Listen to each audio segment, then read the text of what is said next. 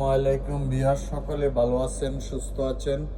আমি দোয়া করি আপনাদের জন্য। আজকে রৌদ্রের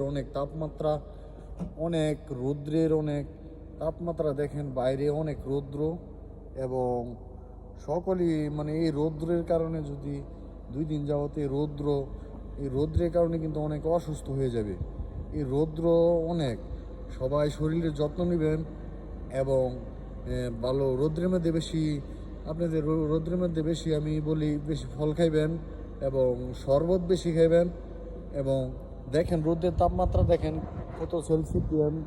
রৌদ্রের ইয়াটা আমরা দৃশ্য দেখাইতেছি, মরুভূমির দৃশ্য এটা। মানে রৌদ্রের অনেক তাপমাত্রা, এবং মানুষ মানে এত গরমের মধ্যে মানুষ মানে টিকা যায় না, মানে বলার বাহিরে, মানে এত গরম। মানে আমরা প্রবাসীরা একটা জিনিস চিন্তা করবেন, আমরা প্রবাসীরা মানে এত কষ্ট করি, এত পরিমাণ কষ্ট করি, মানে মানে দেশের মানুষের জন্য এবং ফ্যামিলির জন্য এত কষ্ট করি, এত করি, এরপরে আমাদের কোনো মূল্যায়ন নাই, আমাদের কোনো সম্মান নাই, আমাদের কোনো ইজ্জত নাই। কিন্তু দেখবেন আমরা যদি মাস শেষে আমরা দিন শেষে মনে করেন যে যদি বাংলাদেশে টাকা পাঠাইতে পারি ভালো, আর যদি টাকা না পাঠাইতে পারি আমরা, তো বাংলাদেশের মানুষের সাথে ফ্যামিলির সাথে আমরা ভালো থাকতে পারি না।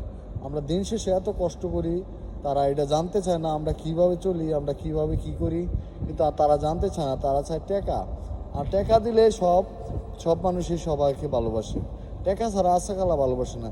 তো একটা জিনিস আপনার প্রবাসীর উদ্দেশ্যে বলছি, নিজে কিছু করেন, নিজের জন্য কিছু রাখবেন, কিন্তু সব দিয়ে দেবেন না। নিজের জন্য কিছু রাখবেন, নিজের জন্য কিছু থুয়ে দিবেন, কিন্তু পরে পস্তাইবেন বাংলাদেশে গিয়া।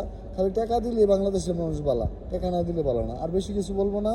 ভালো থাকবেন, সুস্থ থাকবেন, দোয়া করবেন আপনাদের মাঝে যেন ভালো ভালো ভিডিও উপহার দিতে পারি।